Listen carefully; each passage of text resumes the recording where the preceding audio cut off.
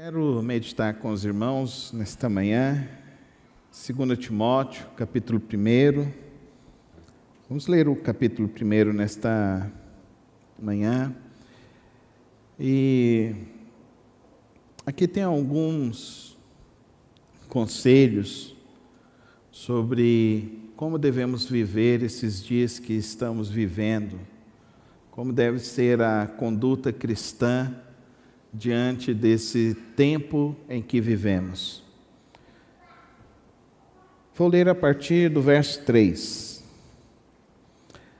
Dou graças a Deus a quem sirvo, com a consciência limpa, como servir os meus antepassados, ao lembrar-me constantemente de você, noite e dia, em minhas orações. Lembro-me das suas lágrimas e desejo muito vê-lo para que a minha alegria seja completa. Recordo-me da sua fé não fingida, que primeiro habitou em sua avó Lloyd e em sua mãe Eunice. Estou convencido de que também habita em você. Por essa razão, torno a lembrar-lhe que mantenha viva a chama do dom de Deus que está em você, mediante a imposição das minhas mãos, pois Deus não nos deu espírito de covardia, mas de poder, de amor e de equilíbrio. Portanto, não se envergonhe de testemunhar do Senhor, nem de mim, que sou prisioneiro dele, mas suporte comigo os meus sofrimentos pelo Evangelho, segundo o poder de Deus, que nos salvou e nos chamou com uma santa vocação, não em virtude das nossas obras, mas por causa da sua própria determinação e graça. Esta graça nos foi dada em Cristo Jesus desde os tempos passados, sendo agora revelada pela manifestação do nosso Salvador Cristo Jesus. Ele tornou inoperante a morte e trouxe à luz a vida e a imortalidade por meio do Evangelho. Deste Evangelho fui constituído pregador, apóstolo e mestre.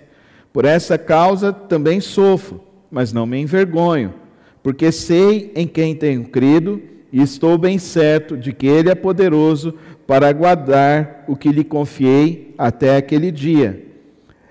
Retenha com fé e amor em Cristo Jesus o modelo da sã doutrina que você ouviu de mim. Quanto ao que lhe foi confiado, guarde-o por meio do Espírito Santo que habita em você. Você sabe que todos os da província da Ásia me abandonaram, inclusive Fígelo e Hermógenes. O Senhor conceda misericórdia à casa de Onesíforo, porque muitas vezes ele me reanimou e não se envergonhou por eu estar preso. Ao contrário, quando chegou a Roma, procurou-me diligentemente até me encontrar. Conceda-lhe o Senhor que naquele dia encontre misericórdia da parte do Senhor. Você sabe muito bem quantos serviços ele me prestou em Éfeso. Pai querido, nós lemos tua palavra nesta manhã e rogamos, ó Deus, os conselhos do teu Espírito sobre nossas vidas e que nossas mentes e nossos corações estejam, ó Deus, abertos ao intento da tua vontade e do teu querer para nós nesse tempo. Ajuda-nos, ó Deus, a termos um pensamento cada vez mais voltado ao Senhor, voltado à tua obra, voltado ao teu Evangelho. É assim que eu oro ao Senhor em nome de Jesus. Amém. Queridos irmãos, uma das coisas que esse texto mais expressa para mim é a perseverança. A perseverança de Paulo em seguir a Cristo Jesus. Ele está preso, ele foi preso pela acusação de ser um líder revolucionário que está tentando derrubar o Império Romano, e ele está escrevendo ao seu discípulo Timóteo, que está em Éfeso e está ali pastoreando essa igreja. E é interessante que ele apresenta para Timóteo algumas coisas que são preciosas para a vida cristã. não são coisas muito boas. A primeira delas, ele diz que está abandonado, que foi abandonado. Foi abandonado por todas as pessoas, porque ele está preso. E foi preso porque ele está servindo a Deus, e o Império Romano colocou sobre ele, então, a pecha de que ele é um líder revolucionário que quer destruir o Império Romano. E com isso, então, as pessoas se afastaram dele e ficaram com medo, porque se o Império o prendeu, se eu me aproximar dele, pode ser que eu também possa ser preso. Então, muitos cristãos, falsos cristãos, se afastam daqueles que realmente servem a Deus e buscam ao Senhor Jesus Cristo. Essa semana eu recebi um vídeo de uma garotinha por volta dos seus 14, 16 anos, mais ou menos, e numa tribo na Índia, e sendo perseguida porque ela decidiu seguir o cristianismo. Bateram nela, esmurraram ela, chutaram ela e mataram ela. Enquanto muitos de nós estão buscando a Deus, achando que precisam de uma bênção a mais, muitos crentes estão ao redor do mundo, presos, sem condição humana nenhuma, mas estão professando a sua fé em Cristo Jesus. Isso me traz um impacto muito grande para a minha vida com Cristo. Principalmente quando eu leio e vejo que o apóstolo Paulo, ele está enfrentando essas lutas. Está enfrentando essas lutas e ele não deixa de cumprir o ministério dele. E qual é esse ministério do apóstolo Paulo? E qual deve ser o ministério de todo cristão? O ministério do apóstolo Paulo e o ministério de todo cristão é discipular pessoas, é estimular crentes a ficarem firmes no Senhor Jesus Cristo. Essa é a obra que todo crente precisa ter em sua vida. Esse é o mandamento que o Senhor Jesus deixou a nós. Ide por todo o mundo e fazei discípulos de todas as nações. Ele nos confiou esta mensagem. Ele disse também, registrado lá em Atos, ser-me-eis minhas testemunhas, tanto em Jerusalém, Judéia, Samaria e até os confins da terra.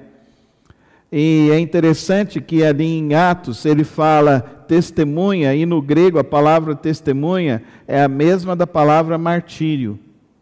Então você será a minha testemunha. Até que ponto você será a minha testemunha? Ao ponto de você realmente entregar a sua vida por amor a Cristo Jesus. É isso que o apóstolo Paulo está expressando agora com a sua vida. O testemunho dele não está diante do bem-estar da vida.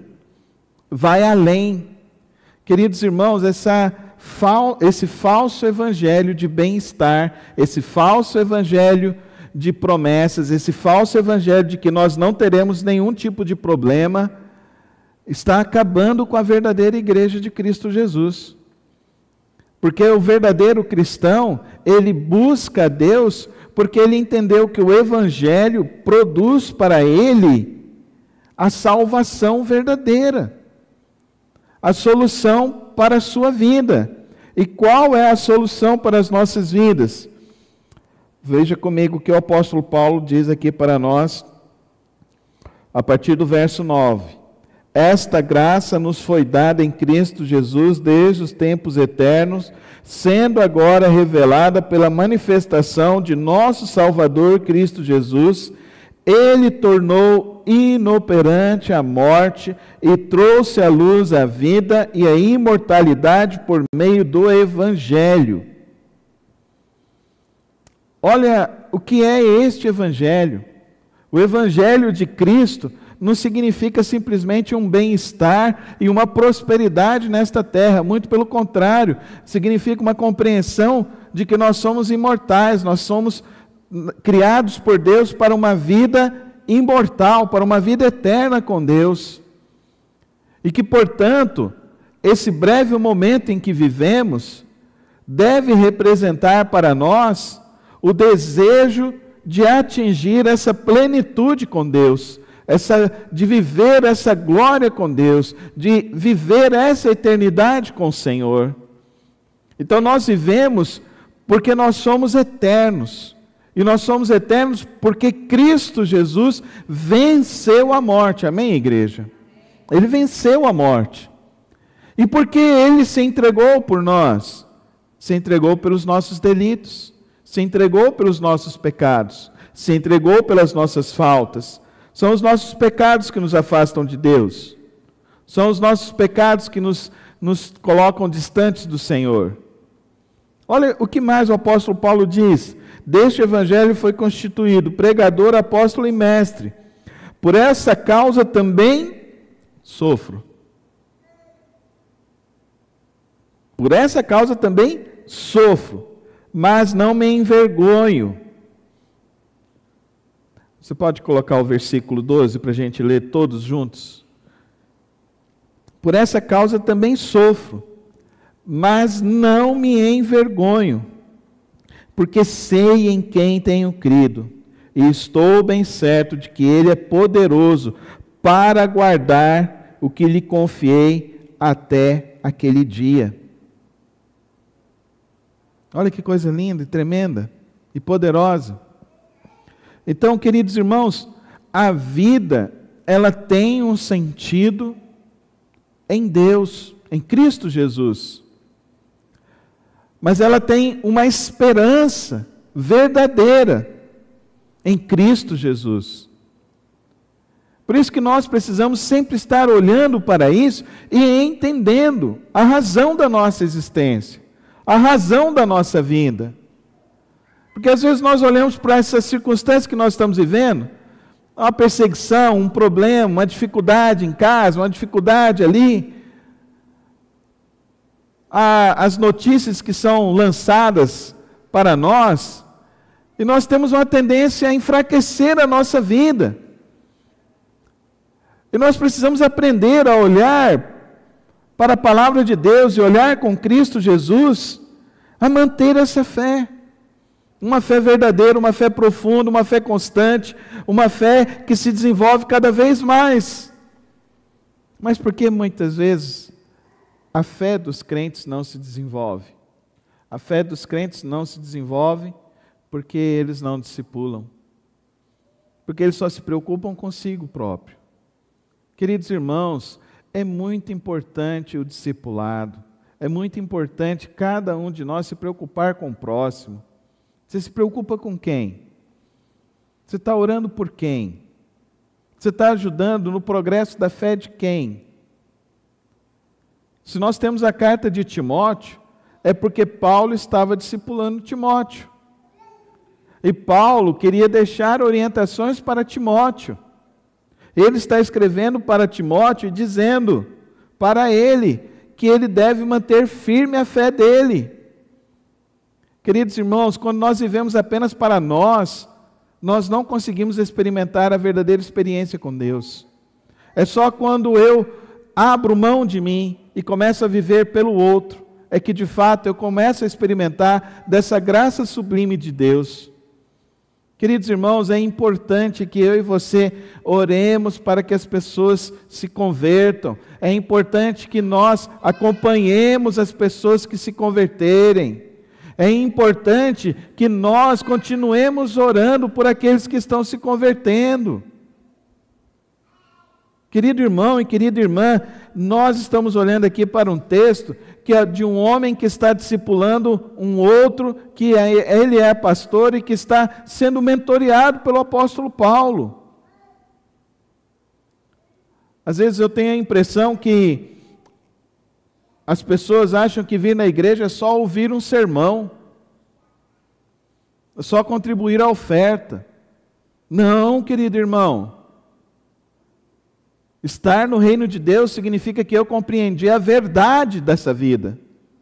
E se eu compreendi a verdade desta vida, então eu agora me torno participante deste reino. E que agora então eu sou um proclamador deste reino. O apóstolo Paulo vai dizer lá em Gálatas que eu sou o embaixador deste reino. Então eu sou um representante de Deus sobre a face da terra. Pastor, mas eu não estou preparado, eu não sei como fazer isso. Querido irmão, o que você já tem, você já pode partilhar com quem não tem. Existem muitas pessoas que não têm nada, e nós já temos muito, e nós precisamos partilhar. A vida cristã vem dessa partilha. Isso começa em casa. É isso que a gente está vendo nesse texto. Começa aqui, lembro-me, verso 4, verso 5. Lembro-me das suas lágrimas e desejo muito vê-lo para que a minha alegria seja completa. Recordo-me da sua fé não fingida, que primeiro habitou a sua avó Lloyd, e em sua mãe Eunice, e estou convencido de que também habita em você. Começa em casa. O discipulado começa na família. É o primeiro lugar para discipular. Ensinar os filhos a orar, ensinar os filhos a ler a palavra de Deus, ensinar os filhos a evangelizar, ensinar os filhos a ter compaixão, ensinar os filhos a andar no caminho do Senhor. A primeira fé começa em casa. Ah, mas, pastor, não sei o que aconteceu, tentei fazer tudo certo, mas meus filhos não estão no caminho. Você continua firme. Amém, irmão? Você continua firme. Você continua sendo exemplo. Você continua mostrando que a sua fé é não fingida. Você continua mostrando que a sua fé é no Evangelho verdadeiro, é na sã doutrina, é em Cristo Jesus. Mas isso não deve te impedir, e isso também não deve servir de desculpa para você apenas querer evangelizar a sua família. Precisa ir além. As pessoas que você conhece, as pessoas que estão ao seu redor, no seu trabalho, seus vizinhos, de alguma forma, estabelecer um contato para que essas pessoas conheçam o Evangelho em Cristo Jesus. Recebam o Evangelho em Cristo Jesus. É isso que o apóstolo Paulo continua nos dizendo aqui. Falando agora do exemplo de Onesíforo. O que ele diz? Olha, eu preguei para Onesíforo. Ele se converteu. E ele começou a trabalhar na igreja do Senhor Jesus. É assim que a igreja se desenvolve, queridos irmãos. É esse evangelismo pessoal. Agora a gente tem muito modelo de igreja. E a gente tem um modelo de igreja hoje em dia que é muito dependente do homem mandar, do homem criar um programa para que todos entrem e comecem a fazer isso. E acaba que o relacionamento fica desgastado porque fica só pensando que o relacionamento é multiplicação, é multiplicador, ao invés do relacionamento ser significativo na palavra. Ao invés do relacionamento ser significativo pelo projeto de Deus. E eu opto e eu acredito que o melhor modelo é o modelo que Jesus deixou. E qual foi o modelo que ele deixou? Ele ensinou 12, perdeu 1. Chamou a Paulo e esses homens começaram a pregar o Evangelho e discipular outras pessoas. E o que eu acredito? Qual é o meu anseio como pastor desta igreja? Eu acredito assim. Mas como que isso vai acontecer? Isso vai acontecer quando você se comprometer com Cristo Jesus. Não é comigo. Pastor, qual o modelo que nós vamos fazer? O modelo já está aqui, é Cristo Jesus. O modelo nós estamos vendo aqui, Paulo com Timóteo. Sabe como Paulo conheceu Timóteo? Na feira. Sabe o que Paulo estava fazendo na feira? Estava vendendo tapete. Ali ele conheceu Áquila e Priscila e depois conheceu Timóteo. Áquila e Priscila se converteram. A igreja começou aonde? Na casa de Áquila e Priscila. E depois vem Timóteo. Dá para você entender que o Evangelho é feito com crentes que se comprometem com Cristo Jesus, porque conheceram o verdadeiro Evangelho e vivem o verdadeiro Evangelho. E é interessante que o apóstolo Paulo fala disso de Timóteo, a sua fé não fingida. E não finge de ser crente. Irmão, se você não entra nessa história verdadeiramente, pastor, eu estou tentando evangelizar, mas não estou ganhando ninguém para Jesus, como que eu vou fazer, pastor? Como que eu vou fazer? Ore, continue orando, continue atento. E outra coisa, o Senhor Jesus falou o seguinte: não joga as suas pérolas aos porcos. Então, se não quer, não insiste, apresenta o Evangelho. Mas veja as outras pessoas. Existem muitas pessoas do nosso lado que precisam de Cristo Jesus. Existem pessoas que estão ao nosso lado que necessitam de Cristo Jesus. Como que isso vai acontecer? Relacionamento, irmão. É isso que Paulo está fazendo com Timóteo, é relacionamento. Agora, se você vem na igreja, mas não, sai daqui, não quer se relacionar com ninguém para ter relacionamento com Cristo Jesus, mostrar Cristo Jesus, precisa ter esse relacionamento com Cristo. Coloca o versículo 8 para nós. Vamos ler o versículo 8, queridos irmãos. E essa é a base dessa mensagem nesta manhã. Portanto, não se envergonhe. Vamos falar juntos? Portanto, não se envergonhe de testemunhar do Senhor, nem de mim, que sou prisioneiro dele, mas suporte comigo os meus sofrimentos pelo Evangelho, segundo o poder de Deus que nos salvou e nos chamou para uma santa vocação. Não se envergonhe, não se envergonhe de testemunhar do Evangelho. Não se envergonhe. Tem muitas pessoas que recebem convite para uma festa e vão com muita alegria. E tem certas pessoas que têm dificuldade de convidar alguém para vir à igreja. E tem muitas pessoas que ficam falando: não, mas a gente precisa fazer alguma coisa a mais, a gente precisa fazer alguma coisa a mais, pastor. Eu falo, o que a igreja precisa fazer é evangelizar. E isso é comprometimento pessoal com Deus e com Cristo Jesus. E o nosso desafio como igreja é sermos uma igreja que prega a palavra de Deus e não se desvia da sã doutrina. Essa é a nossa base, verso 13. Retenha com fé o amor em Cristo Jesus, o modelo da sã doutrina que você ouviu de mim. Então, queridos irmãos, o nosso papel como igreja é pregar o Evangelho, apresentar o Evangelho. Mas nosso papel como crentes é testemunhar, falar do Evangelho, se comprometer com a vida do próximo, evangelizá-lo. Quanto tempo que dura o evangelismo, pastor? É uma vida, irmão. É uma vida. É uma vida. É uma vida. Quantos que eu batizei aqui nesta igreja? Quantos que eu vejo que às vezes se afastaram do caminho e eu falo para eles quando eu encontro, eles já olham para mim e falam assim: pastor, um dia eu vou lá de novo. Eu falei: para de mentir, isso é só piora para você. Aquele dia lá você deu um lindo testemunho na frente da igreja, então honre o que você disse na frente da igreja, honre o que você disse para o Senhor Jesus. Está com algum problema? Está precisando? Eu vou orar por você. Não deixe de orar.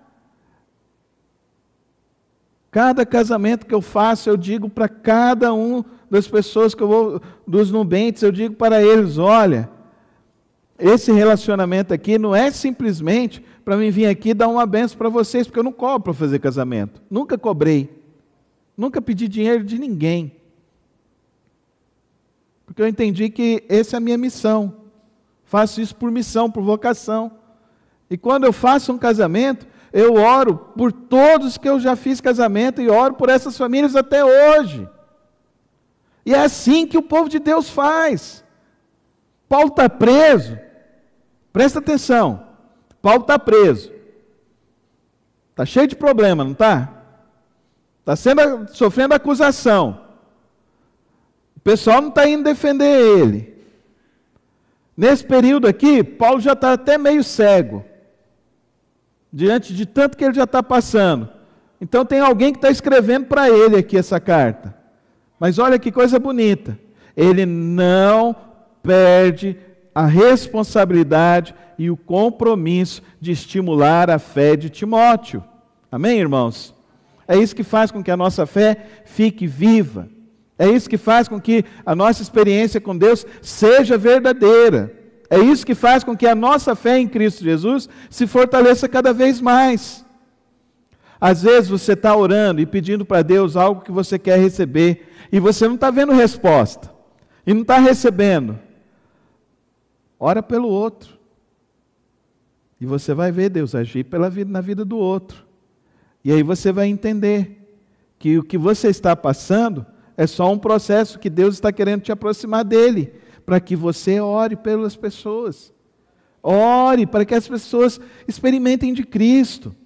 Nós não podemos ser uma igreja de consumo, nós não podemos ser uma igreja de entretenimento. Nós precisamos ser uma igreja de discípulos, amém, irmãos? Uma igreja de discípulos. Discípulos de quem? Quem é o seu discipulador? Jesus Cristo, amém, irmãos? É Jesus Cristo. Não vem com esse negócio de meu discípulo amado, esse negócio não, precisa de método.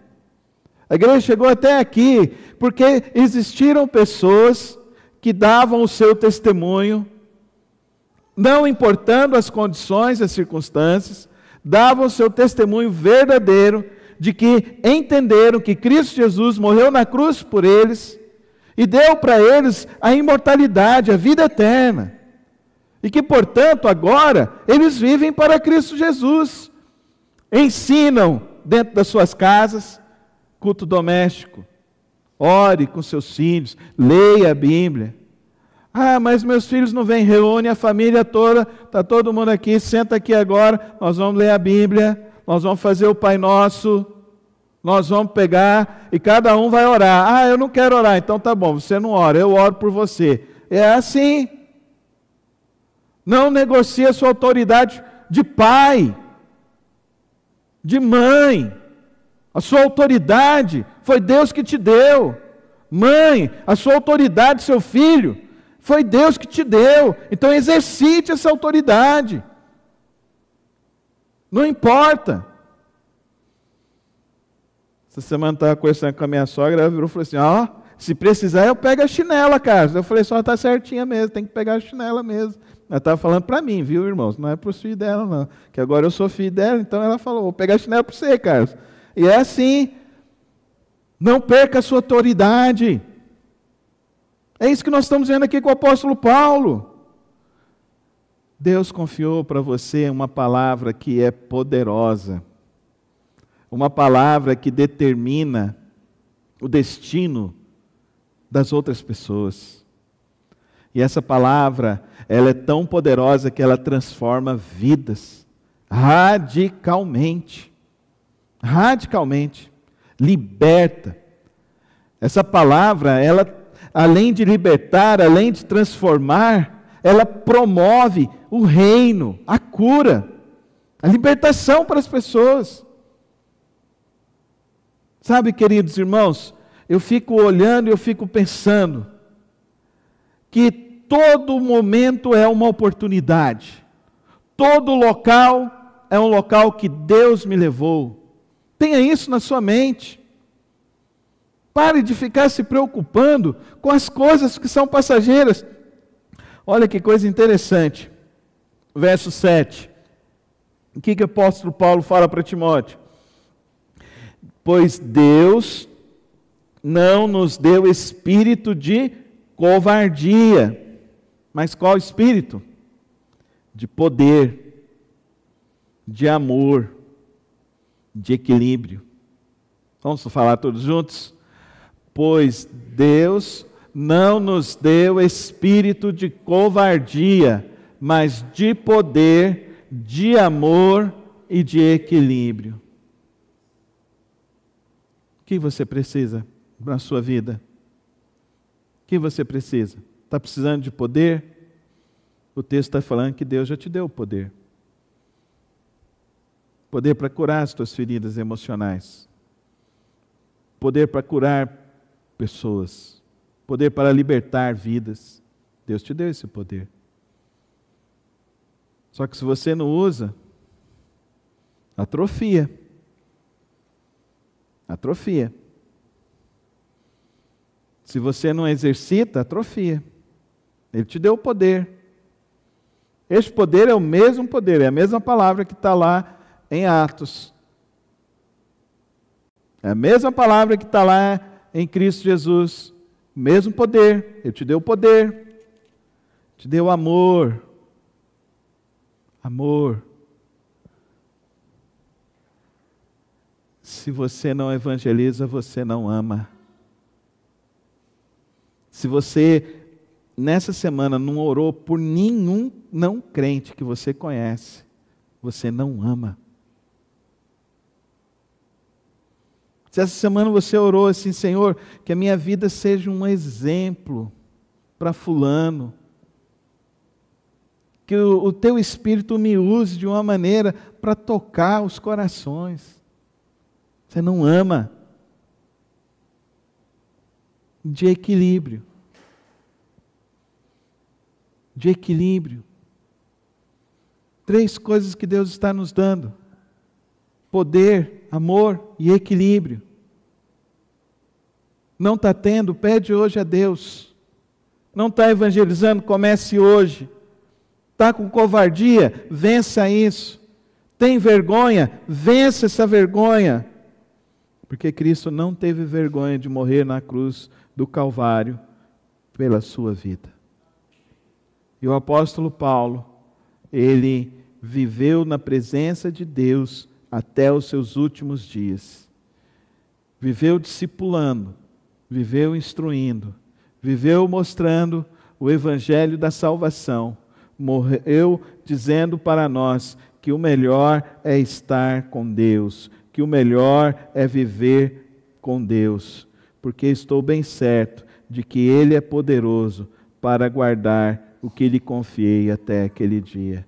E eu estou bem certo de que Deus é poderoso para confiar no coração dos irmãos esta palavra e fazer com que esta palavra não seja apenas uma palavra que fique guardada na sua memória e no seu coração, mas seja um início de uma transformação e de iniciativas. A minha oração nesta manhã é que Deus esteja agora fervendo a sua cabeça com pessoas, mexendo no teu coração, com vidas que você conhece que precisam de Cristo Jesus, com vidas que estão necessitando de um milagre na casa, a manifestação do poder de Deus, com vidas que estão às vezes até presas na depressão, presas nas ansiedades e precisam conhecer e experimentar o amor de Deus. Eu estou orando, pedindo para Deus, para que Deus esteja derramando sobre a sua vida essa capacidade de você ter essa vida que mostre às pessoas o equilíbrio que nós recebemos de Deus, o Espírito Santo de Deus, da graça de Deus sobre nossas vidas. A minha oração é que nesse segundo semestre, cada um de nós esteja discipulando uma pessoa, mas esteja discipulando e acompanhando verdadeiramente. Que nesse segundo semestre, você realmente se preocupe, se envolva com alguém que precisa de Cristo. O foco principal é Cristo. A conversa principal é Cristo. A importância é Cristo. A necessidade, o Evangelho de Cristo. A minha oração é que nós sejamos uma igreja de discípulos. E que se Deus levantar homens e mulheres que têm um compromisso com Ele, eu tenho certeza que essa igreja fará uma diferença cada vez maior nesta cidade e no mundo. Porque é assim que eu creio no Evangelho. Eu não creio no Evangelho de estruturas humanas. Eu creio no Evangelho, que é o poder de Deus para a salvação, que é o poder do Espírito em minha vida e na sua vida. Oh, querido irmão, mergulha no Espírito Santo, mergulha em Cristo Jesus, mergulha no Senhor, mergulha no Senhor. Ele que vai fortalecer, Ele que vai cuidar de você, Ele que vai abrir as portas, Ele que vai te transformar. Mas faz isso na prática, não fica só para você, não fica enterrando o Evangelho, não fica enterrando e colocando desculpas. Não, vença as suas desculpas, vença. Para de criar justificativas, vença as suas justificativas. Quando a gente quer, a gente faz. Quando a gente quer, a gente faz muito mais do que a gente imagina. A gente tem um poder tão grande dentro de nós. E quando a gente faz isso com o Espírito Santo de Deus, com o poder de Deus. Vocês se lembram de Cristo Jesus na cruz do Calvário? Lá no Getsêmani, Ele falou: Pai, se possível, afasta de mim esse cálice. Ele não estava fingindo ali. Estava difícil.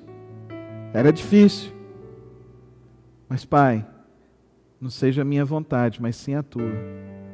E Deus levanta Jesus ali. Deus levanta Jesus depois daquela noite que ele estava derramando sangue. Ninguém tinha impedido dor sobre ele.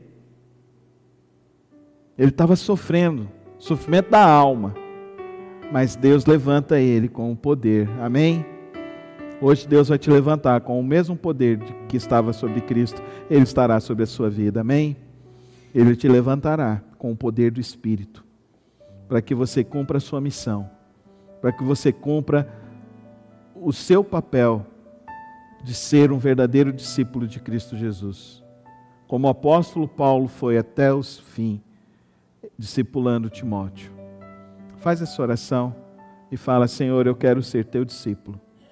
Eu quero ser teu discípulo. Como Paulo foi o discipulador de Timóteo, eu também quero ser o teu discípulo na vida de outras pessoas. Que outras pessoas aprendam comigo da fé em Cristo Jesus. Que outras pessoas aprendam, através da minha vida, a depender completamente do teu Filho. Faz essa oração hoje em nome de Jesus. Fecha os teus olhos e fala com Deus. E que o Espírito Santo de Deus nesta manhã venha sobre nós e te levante e te capacite no mesmo poder que estava sobre Cristo Jesus e estava sobre o apóstolo Paulo. Venceu a sua covardia e não se envergonhou do Evangelho. Que eu e você vençamos nossa covardia e não nos envergonhemos do Evangelho de Cristo Jesus. Pai, nesta manhã, Senhor, somos desafiados pela Tua Palavra a viver, ó Deus, o discipulado, ó Deus, de uma maneira cada vez mais profunda e verdadeira com o Senhor. Que ao nos levantarmos aqui nesta manhã, Senhor, seja com um compromisso, seja com a responsabilidade. Ó Deus, eu sei, ó Deus, que existem vidas que cada um dos irmãos aqui hoje, ó Deus, podem ser bênção. Cada um aqui, ó Deus, pode ser uma bênção grandiosa para mudar vidas, mudar famílias, libertar pessoas. Que ao nos levantarmos aqui hoje, nesta manhã, Senhor, estejamos revestidos do poder do Teu Espírito Santo.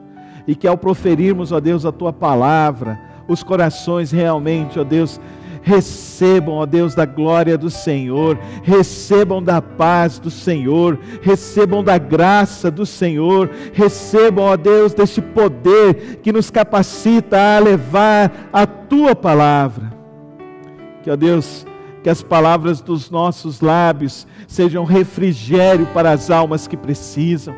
Que as palavras dos nossos lábios venham curar feridas da alma, venham transformar histórias, ó Pai.